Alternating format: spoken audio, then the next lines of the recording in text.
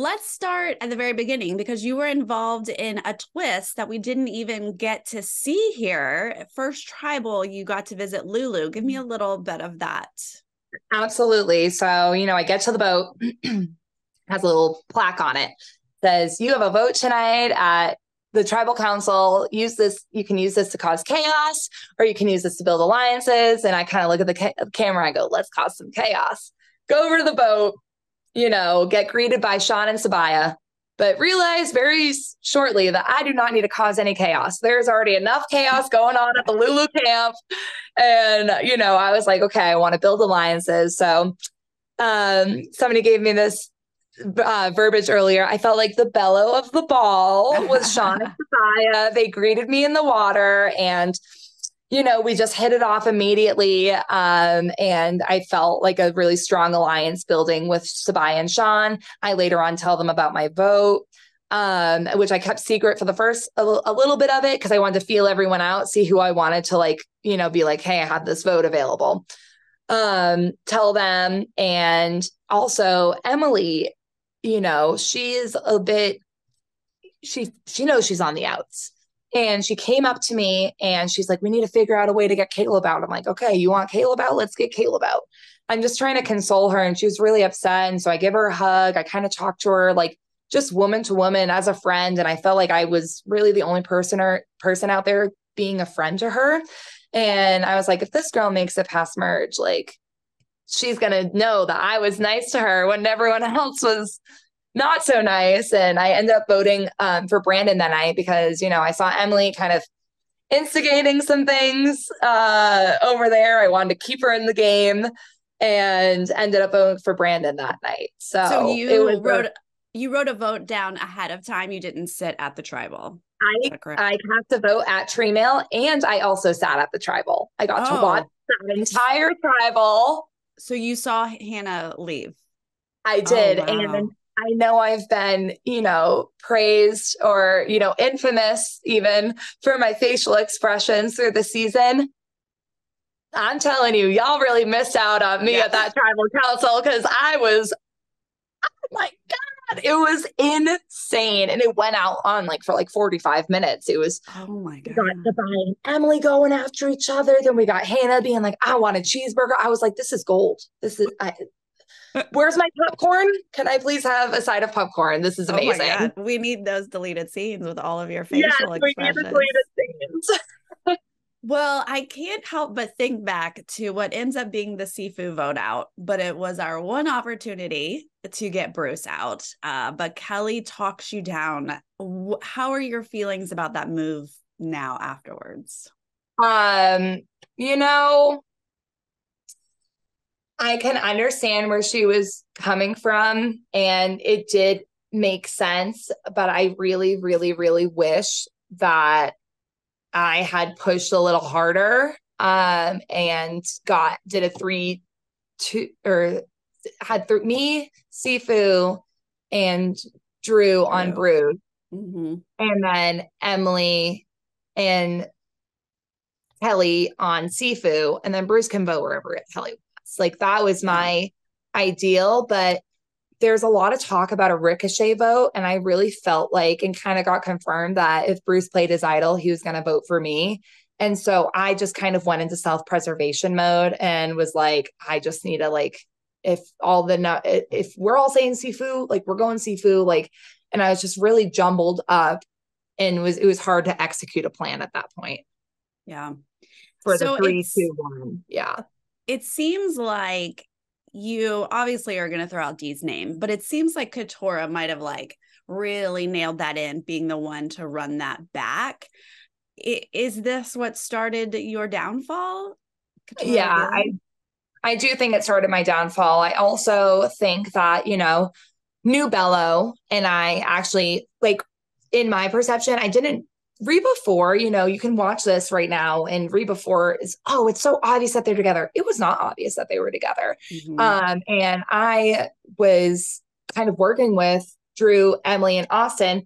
Not so much Austin as soon as I saw him and Dee kind of interacting. I was like, maybe we don't have Austin so much, but I really did feel like that with Emily and Drew that we could work with each other, which is why I actually kind of save Drew on that 6 split, because Kelly mentions doing his name. I'm like, Drew, because I saw that as a number for myself. And so, it was hard watching. I didn't know that Katora had squealed me out to D that night of Kelly's vote. And I think that really put the nail in the coffin. But also, I think Dee had said it to me a few days before. She goes, "Oh, you're getting really close with the boys, huh?" Me, Drew, and Austin. So I think Dee could see that I was kind of like working my way into those 3, maybe not necessarily Emily. But yeah, I think she could see that I was like, coming in on her alliance and then being told that I was coming for her. So she's like, not only is she coming for my alliance, she's coming for me. So.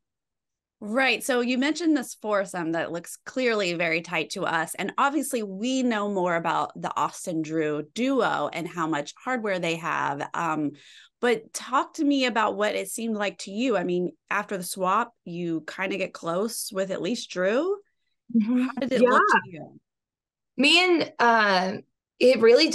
it still didn't look like Reba, because we had been talking our whole thing with me, Emily, and Drew and Austin. We're like, okay, we're going to be the 4 that split tribal lines. This is kind of like the narrative. And I think it was possible until maybe Drew got hint of a women's alliance. Maybe he thought I wasn't in this 4 alliance anymore.